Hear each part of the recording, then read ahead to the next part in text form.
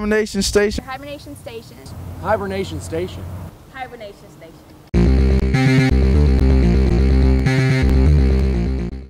Hello, Lenoir-Rhyne. I'm Allison Floyd. And I'm Ryan Weiss, here to bring you the latest news from around Hickory and LR's campus.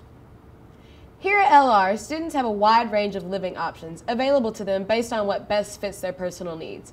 Let's hand it to Ryan Weiss to find out more about this topic. I'm Ryan Weiss, here reporting for LR News Hibernation Station. I'm standing in front of Morgan Hall, one of the freshman dorms on campus and one of the many different living options that students here have. As well as Morgan, also freshmen can live in Eisenhower Hall, and if they're involved in the Teaching Fellows program, they're allowed to live in the Fritz Conrad dorms across campus. Fritz Conrad also houses upperclassmen along with the LLC Living Learning Center and the Price Village, which is the on-campus apartments here. Some students also elect to live off campus if they meet the requirements or need it for financial reasons. I had a chance to catch up with two students to hear their opinions on and off-campus living. I'm here with Alex Askey, a junior at Lenoir-Rhyne University. Alex, you've lived on and off campus. What would you say you prefer? Definitely off campus. Off campus? What advantages does off campus offer that on campus doesn't? Well, you have your own room with no other roommates, so whenever you want to get away, you just close the door. And it's newer. You know, I lived in Eisenhower, which before it got renovated was not in the greatest condition ever, so it's a nice place to live. And you know, generally you just have more privacy. Do you feel like it affected your study habits being off campus? No, not really. Whenever I studied, I always left the dorm anyway, so it's kind of the same deal. I still go to the library, and I don't really study where I live. So. Okay. Do you find it any more inconvenient to live off campus than on campus? Aside from the drive, no. I mean, every once in a while you have to cook your own food, but you know, other than having to drive, which is only a 3-minute drive, it's everything about it is better for me. A lot of students go off campus for financial reasons. Do you find is it cheaper to live off campus than on campus? Yes, it is, because I got a smaller meal plan, and my rent is a little cheaper than what 9 months of housing on campus would be. So yes, it is less expensive. Cool. Well, thank you very much for your time. You're very welcome. I'm here with Zach Monroe, a sophomore here at Lenoir-Rhyne, who currently lives in Fritz Conrad.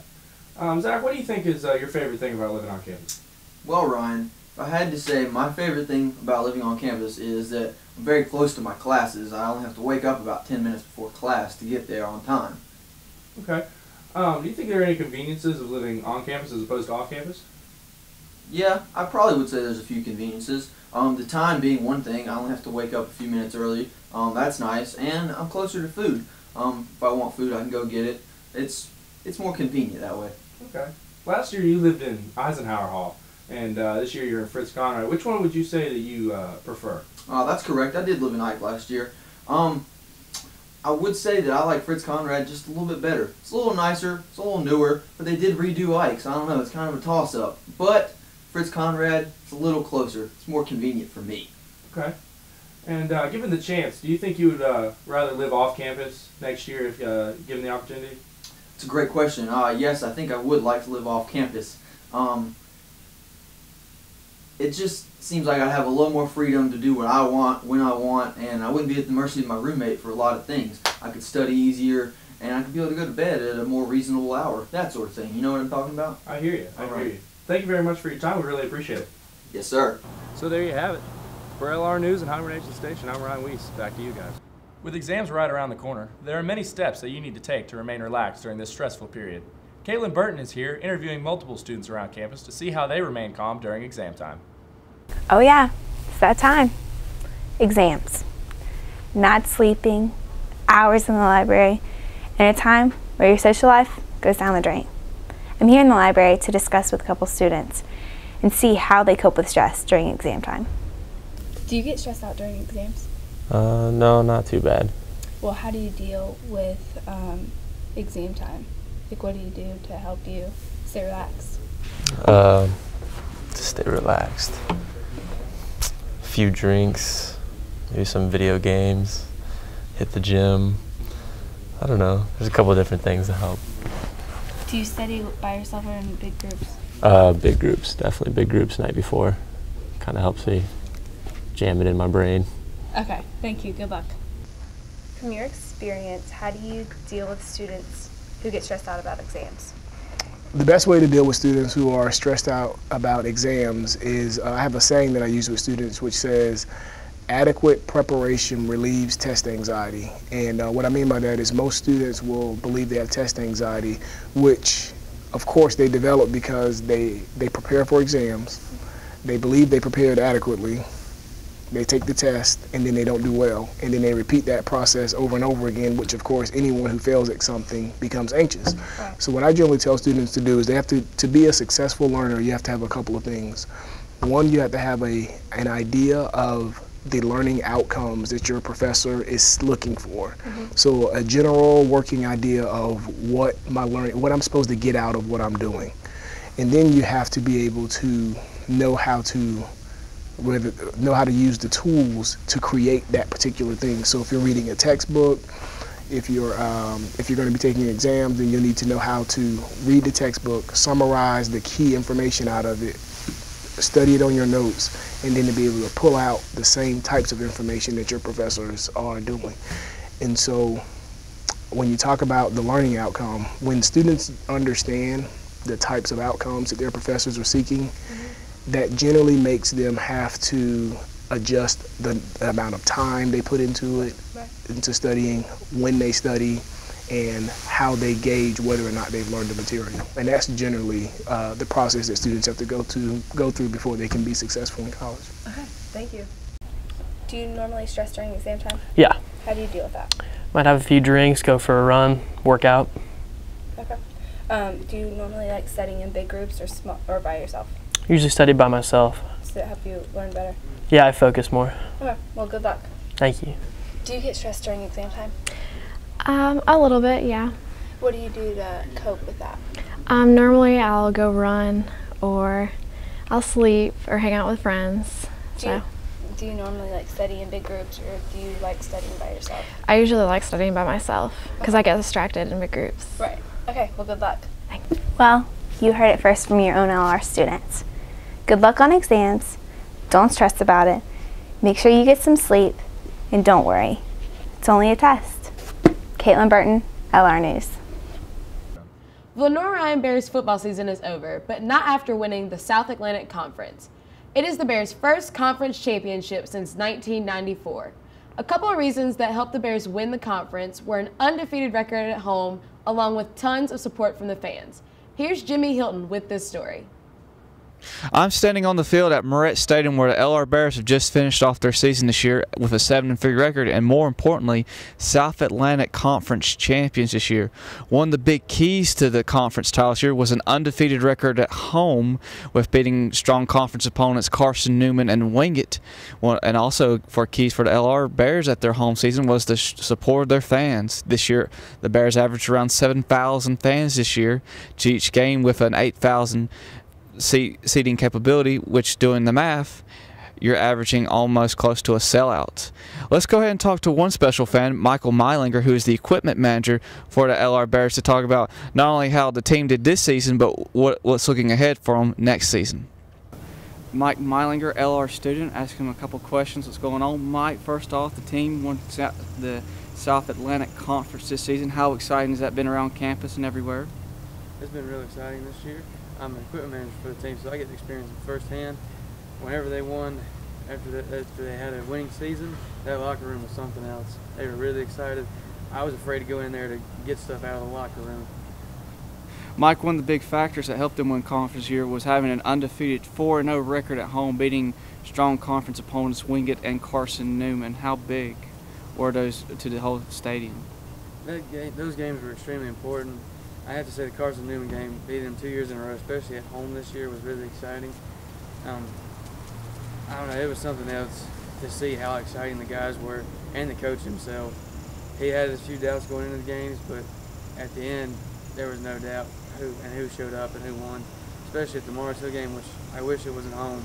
But man, that was something else. And the players, the coach were ecstatic afterwards. Mike, one of the things that LR students are also excited for, even though they did not get into the playoffs this year, is that not only can they repeat as conference champions, but also keep that undefeated record at home. Do you see it as a strong possibility of happening next season? I see it as a very strong possibility. We're losing a lot of key players, but there's a lot of people that can step up and fill those positions of those guys that are being lost. Alrighty, I'd like to go ahead and thank Michael Meilinger, the equipment manager, for taking his time and doing a little brief interview with us. I'm right here in front of the Big Bear, the Charge. Traditionally here at LR, it's good luck to rub his nose, whether you want to need to take a test or a big home game's coming up, or you just need some good luck. You always just rub his nose, and I'll tell you what I'm doing right now. A lot of fans have been doing it this year for the Bears, winning the conference title and posting an undefeated record at home. Good. And, here at the Hibernation Station, we'd like to congratulate the Bears and their conference championship and the undefeated record at home. And we'd like to, going back to rubbing the nose, like to see them repeat as conference champions and have another undefeated record at home this year. Written, go Bears. For LR Hibernation Station, I'm Jimmy Hilton. Back to you guys in the studio. Thank you, Jimmy. Hibernation Station would love to congratulate the Bears for winning the conference. We wish the Bears much luck in repeated conference championships next season. With the start of the spring semester already underway, there are many things for students to take into consideration. Spring semester is the best time to evaluate what you have already completed and manage what you need to achieve to prepare for the next year. Let's go to Allison Floyd to see what she found out. Allison? Staying on top of things such as classification requirements, meeting with teachers, and knowing when deadlines end are all big parts of being a great student. Students should strive each year to complete a list of tasks. Join me as I talk to a student here that's a senior about what she thinks that all students should strive to do each year. We're here with senior comm major Amanda Parmalee, and we're going to ask her a couple of questions about what she thinks is good to do for preparing the next year of your college career. So, okay, what do you think the top 4 things are that a student here at LR could do to stay prepared for the next year? I definitely think that you need to make sure that you're meeting with your advisors, that you're keeping up with your financial aid, make sure that you're checking your degree sheets on your own, and just making sure that you're registering on time so that you get the classes that you want and you're not sitting there because you forgot to register and you're in all classes that you don't need. Okay, and what would you suggest, or what would be your biggest advice for underclassmen? For underclassmen, just remember that you're at an institution where you're paying a lot of money to be here. So if you're lazy and you're just not going to class and not doing homework, then you're going to fail out and you're going to have wasted $40,000 of either your own loan money or your parents' money. So just make sure you're going to class and paying attention, because your professors, they want you to be in class at such a small school, and they actually do care. And just kind of making sure that you know their policies on attendance and turning in homework and their open door policy, because chances are, if you need them, they're going to be there. So. Right. And lastly, what would you say for upperclassmen? I know a lot of upperclassmen think they know everything that goes on around Lenoir-Rhyne, but what advice would you give them? Just make sure that you get your senior audits in on time, and so do it before your senior year. So if there's a class in the fall that you haven't taken and you don't know that you need, that way you can sign up for it before it's too late and you have to stay a semester later or not get your diploma on time and have to stay here an extra year. All right. Well, thank you for your great input. Thank you. So there you have it. Yes, studying and getting good grades are important, but there is a big checklist to complete before thinking about graduation. This is Allison Floyd reporting for LRTV. Back to you. Seeing that we have a lot of new incoming freshmen, we want to get the insight on how some of them felt about their first semester. Here's Darren Roseborough to share with you some of the experiences here at LR. I'm Darren Roseborough, here to talk to you about the freshman's first semester. My first semester here at LR has been a good one. I enjoy meeting new friends. Classes are good. The sizes are good. They're smaller, so it helps you learn more one-on-one with your professors. I enjoy hanging out with my friends here. There's stuff to do on campus. You just gotta find it. My first year at LR was pretty amazing. It's been good so far. Sugar bear, but it could be better. My first semester at LR was really exciting because I got to be involved in a lot of stuff, like working with the Ryan and working on the Jumbotron. My first semester here was pretty good. Met a lot of people, sports went good, and classes weren't too bad, so yeah, I think it was a pretty good semester. I think LR is a great school. It's very great because it has small classrooms, and the class ratio is really great. It gives you a chance to connect with your professors and get to know other people. and you learn a whole lot more. I had a good first semester at LR. It was nice fun, nice relaxing. Get free food, so I guess meal plan, but I'm great. My first semester at Lenoir-Rhyne University has gone alright. Can't complain. I like the campus size, class size, the professors, how they're willing to help with students. My first semester at LR was pretty good. I made a lot of new friends, and it's a little hard, but I'll get through it. There you have it. Now you hear all about the freshman's first semester. I'm Darren Roseborough, reporting to you from Hibernation Station. Have a good day. The time is now and the day is Wednesday. Everyone is in line and no one is left behind. It's Chick-fil-A night for college students, and we here at the Hibernation Station are paying a visit to show you all just what this night looks like. It's Wednesday night for you LR college students, and you know what that means. Chick-fil-A night at the Hibernation Station. We're going to drop in and let you guys know just what Chick-fil-A night's all about. When cafeteria food sometimes becomes a little overwhelming, students have a nice opportunity to go to Chick-fil-A weekly on Wednesday nights and enjoy a nice discounted price meals with their friends, peers, and other associates. On a night full of joy and excitement for students, I had a chance to catch up with 2 Chick-fil-A employees just to see how they enjoyed their nights. We're all here at LR Chick-fil-A night, and we're standing with Marianne and Phyllis. Marianne, Phyllis, how are you guys doing tonight? We're doing great. How are you? I'm pretty good too. Well, we know that tonight's Chick-fil-A night, and usually you see a lot of college students here from LR. We just want to know you guys' experience with the LR students. What is it like? Are they nice kids, great kids? What do you guys think? Oh, I have never had one that wasn't the nicest kid there was. They're very mannerly, very respectful, and we enjoy them coming in on Wednesday nights. Makes me feel young. I love it. Oh, that's a very good compliment that we can hold ourselves to. We love having you here. It's wonderful.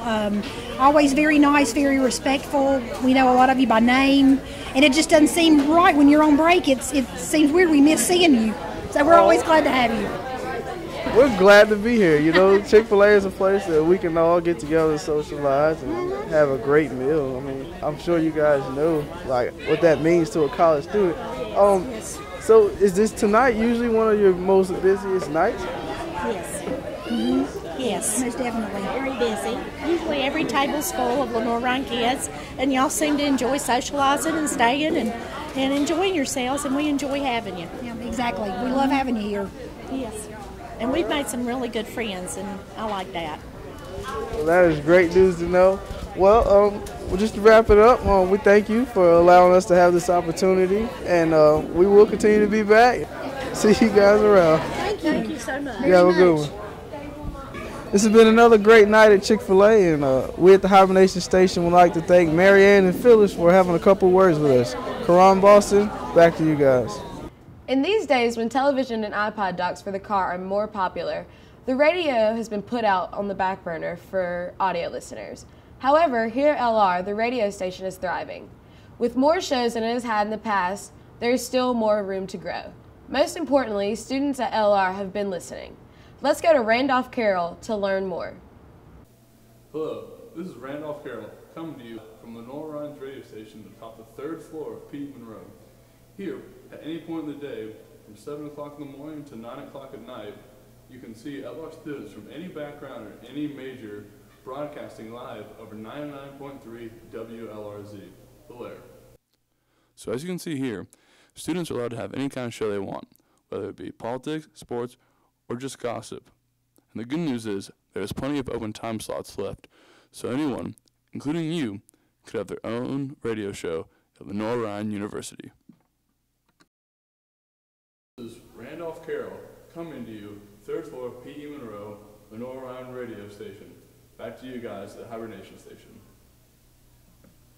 The women's soccer team had an exceptional season this year. Let's go to Ryan Jones to give an inside look on their success. Hello, my name is Ryan Jones, and I'm on the campus of Lenoir-Rhyne University, and today we'll be taking an inside look at the Lenoir-Rhyne's women's soccer team. Hannah, how was the transition from a D1 to a D2 school this year? It was a smart decision, but I think it was really stressful just because there's a lot of different rules and expectations are different, I think. But I mean, once I actually made the decision of where I was going, it was a lot better. Did you enjoy the team this year? I did a lot. All the girls were really great, and we all got along, and there wasn't too much drama. And then I like the coach. I think he's got good points. He does a good he's a good coach. Yeah. What do you think about like the competitive levels of each? Was there a big difference, or? No, actually, I mean,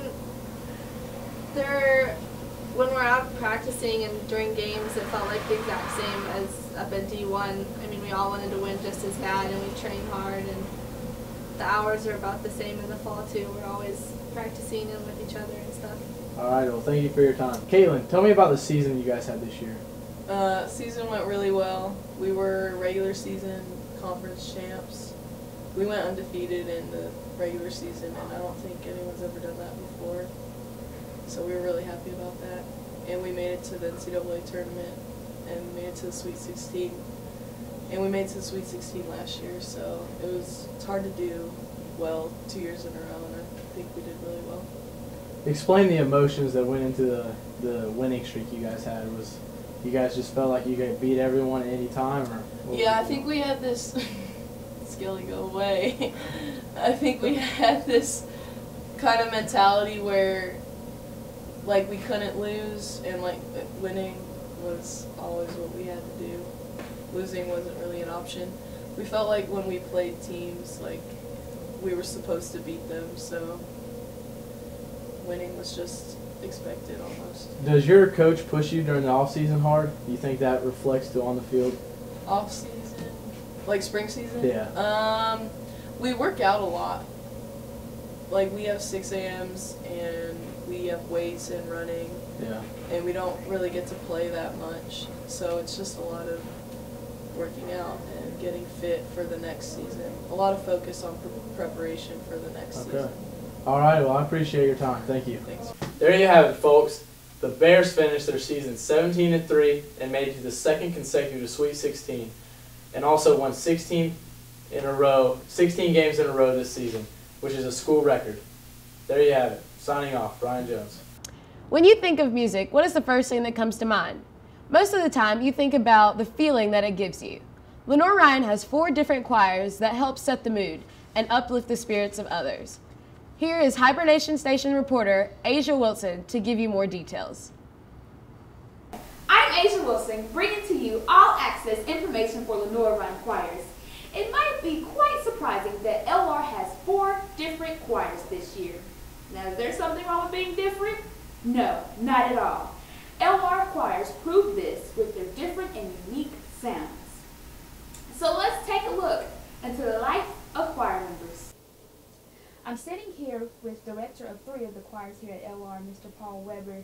Mr. Weber, what is there's actually 4 choirs here this year. What are the names of the 4 choirs? It's the a cappella choir, the oldest choir of the university, and then we have the college singers and the chapel choir, and then there is a student-led choir, the gospel choir. Okay, now you've been director here at LR for about 12 years now. Let's discuss a little bit about each choir. Well, thank you.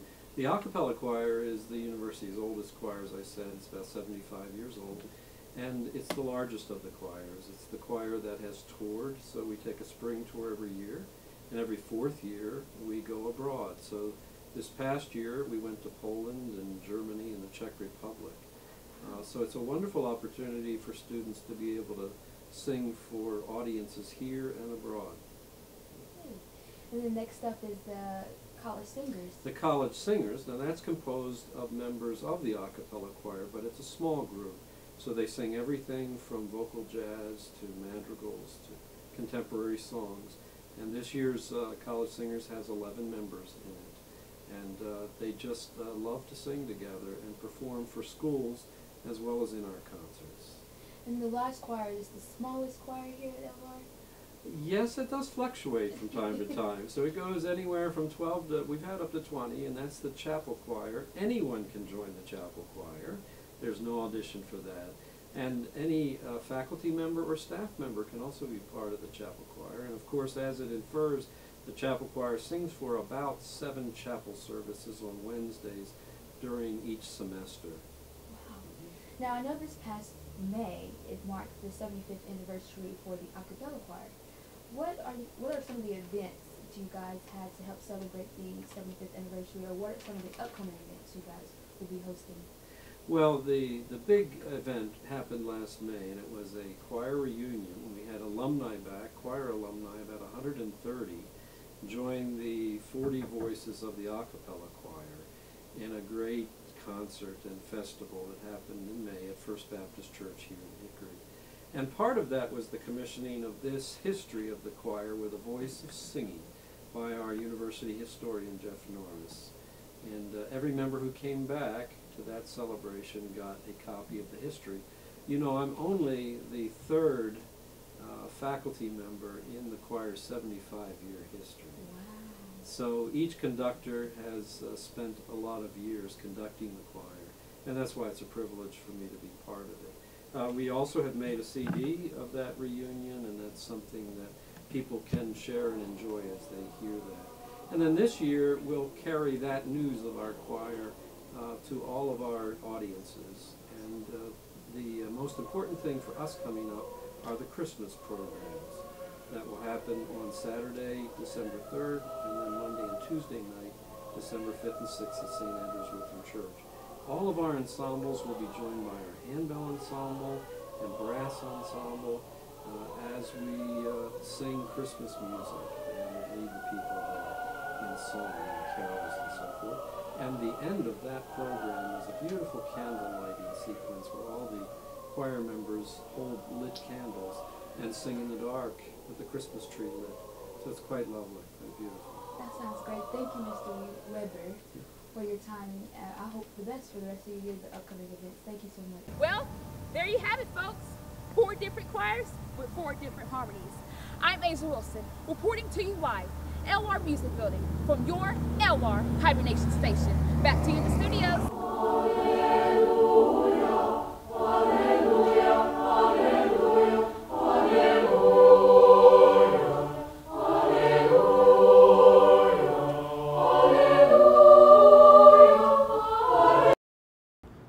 It's getting colder here at Lenoir-Rhyne, so that means students are putting away their summer clothes and taking out their fall fashions. To tell us more, here's Scarlett Gallion. With autumn finally here and weather temperatures dropping, Lenoir-Rhyne students are breaking out their fall clothes. Even with students bundling up, that doesn't mean they're not looking fashionable. Some students have offered to share with us their fall fashions. I'm here with Justin Schempert. Justin, can you tell me what about your outfit is fall fashion? Pretty much, you know, the long sleeves, the long pants, the closed-toed shoes, you know, just pretty much, you know, keep it warm. Got socks on with the Sperry's. Pretty fall fashion. On a regular day, are you one to dress up, or are you one for the cold weather just to wear sweatpants? Probably on a, you know, regular day like this, probably tomorrow I'll probably just end up wearing, you know, sweatshirt and sweatpants. As you can see, Lenoir-Rhyne students are incredibly fashionable. For Hibernation Station, I'm Scarlett Gallion. Well, there you have it. That wraps up another edition of the Hibernation Station. Be sure to stay tuned for the next episode to hear more about the events and exciting things going on here at Lenoir-Rhyne. I'm Allison Floyd. And I'm Ryan Weiss. Stay classy, Hickory.